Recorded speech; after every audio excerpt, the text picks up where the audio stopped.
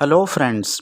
आज हम लोग मराठी आंतर भारती इयत्ता 9वीं का दूसरा लेसन संतवाणी, इसका पहला अभंग बहु हा दयाळू, इसका एक्सप्लेनेशन स्टडी करेंगे। तो बहु हा दयाळू ये संत चोखामेड़ा ने लिखा है और इस अभंग में वो क्या कहते हैं। प्रस्तुत अभंगात संत चोखामेड़ा यांनी परमेश्वराच्या कनवाळू रूपाचे वर्णन केले आहे। तो इस अभंग में संत चोखामेड़ा ने परमेश्वर के कनवाड़ू, कनवाड़ू यानी दयालु, ममता करने वाला, मर्सी करने वाला, इस रूप का वर्णन किया है कि परमेश्वर कितना दयालु है। तो एक एक स्टैंजा करके हम लोग देखते हैं वो क्या कहते हैं।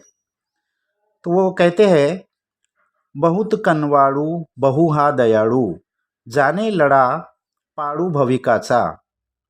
तो बहुत कनवाड़ू बहु हा दयाळू, कनवाड़ू और दयाळू दो वर्ड यूज़ हुआ है, दोनों का मीनिंग सेम है, दया करने वाला, ममता करने वाला। तो बहुत ज़्यादा कनवाड़ू ममता करने वाला और बहुत ज़्यादा दयाळु दया करने वाला, ऐसा परमेश्वर है।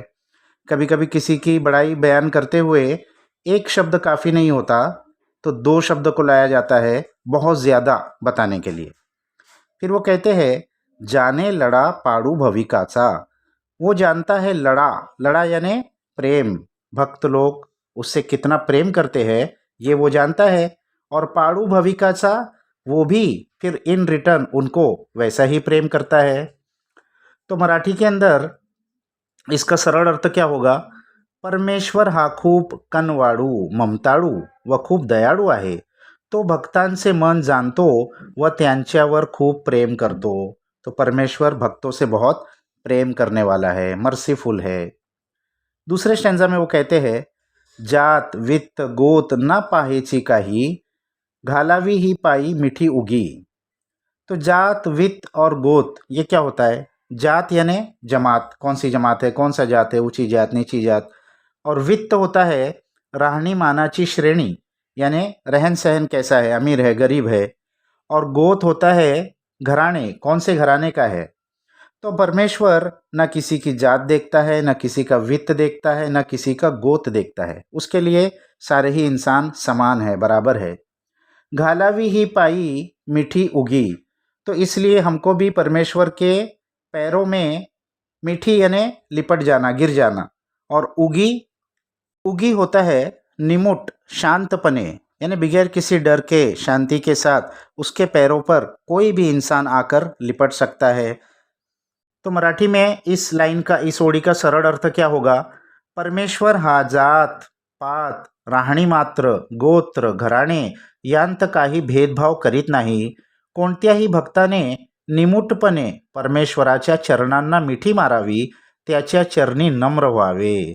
तो कोई भी इंसान उसके पैरों में आके गिर सकता है।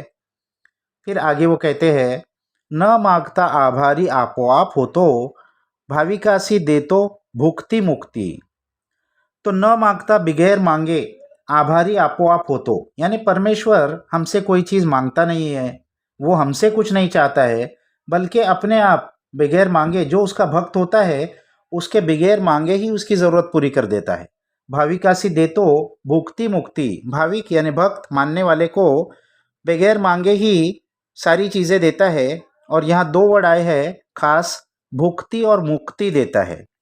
तो भुक्ति क्या होता है, जगण्याचे श्रेय, यानी जब हम जिंदगी गुजार रहे हैं तो जिंदगी गुजारने की सारी चीज़ें भी परमेश्वर ही हमको देखता है। इस दुनिया का भोग जो है वो परमेश्वर ही देता है, सारी चीज़ें हमको देता है। और मुक्ति क्या होती है, जब इस दुनिया से हमारे जाने का वक्त आ जाता है तो फिर इस संसार से हमको मोक्ष दे देता है, निर्वाण कर देता है, हमारा साल्वेशन कर देता है। तो मराठी के अंदर इसका सरल अर्थ क्या होगा, परमेश्वर भक्तांकडे कशाचीही मागणी करीत नाही, उपचार मागत नाही, काहीही न मागता परमेश्वर भक्तांवर आपोआप कृपेची छत्र धरतो आणि भक्तांना या जगण्यापासून मोक्ष देतो, जगण्याचा भोगही शिकवतो। यानी दुनिया की ज़रूरतें भी वो हमारी पूरी करता है और इस दुनिया से फिर आखिर में हमको मोक्ष भी दे देता है, छुटकारा भी दे देता है। आखिरी लाइन में वो कहते हैं, चोखा मणे ऐसा लाघवी श्रीहरी, भव भय वारी दरुशने। तो चोखामणे पोएट का नाम लास्ट में आता है। तो संत चोखामेड़ा कहते हैं, क्या कहते हैं? ऐसा लाघवी श्रीहरि, ऐसा लाघवी यानी प्रेमळ, प्यार करने वाला, मर्सीफुल हमारा श्रीहरि ईश्वर है, भगवान है।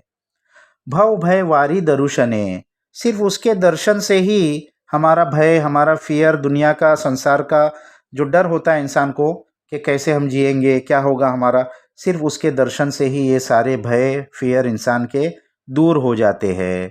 भव भय संसाराची भीति, दुनिया का डर, और वारी यानी निवारण करने, घालवने, चले जाता है, दूर हो जाता है। दरुशने उसके सिर्फ दर्शन से ही। तो मराठी में इसका सरळ अर्थ क्या होगा? संत चोखामेळा म्हणतात, असा परमेश्वर प्रेमळ व कृपाळू आहे, केवळ परमेश्वराच्या दर्शनाने या भवसागराची म्हणजेच या संसाराची भीति निघून जाते।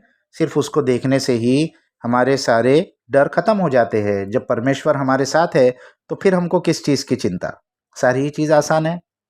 तो इस अभंग में संत चोखामेड़ा ने परमेश्वर का जो दयालु रूप है उसका बहुत अच्छा वर्णन किया है। तो इसके क्वेश्चन आंसर्स हम दूसरे वीडियो में दे चुके हैं बच्चों। नेक्स्ट वीडियो तक बाय बाय।